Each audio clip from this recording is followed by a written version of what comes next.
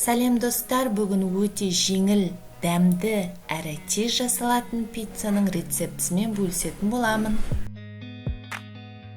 Шұңғылды ыдысқа жылы су, 1 ас қасық қант, 2 ас қасық сұйық май және құрғақ ашытқымызды салып, бетін жауып, 10-15 минутқа қоямыз.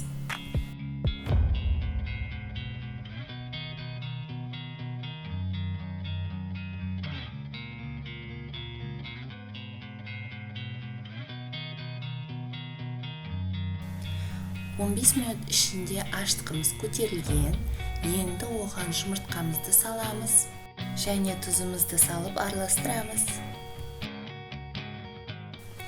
Біртіндеп ұнымызды салып, жұмсақ қамырымызды илейміз.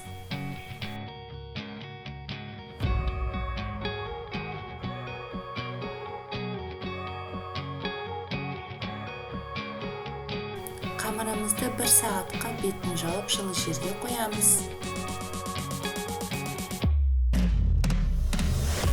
Қамырымыз осылай үлкен болып, жұмсақ болып көтеріледі.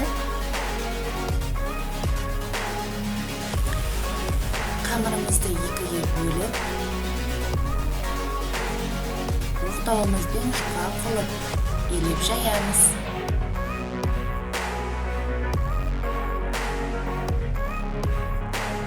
Қамырымыздың үстіне соусымызды жағамыз. Соустың құрамын описаниеда қалдырамын. Және оның үстіне шұжық, жүгері, қызанақ, ірімшік саламыз. 180 градуста қызып тұрған пешімізде 15-20 минут пісіреміз.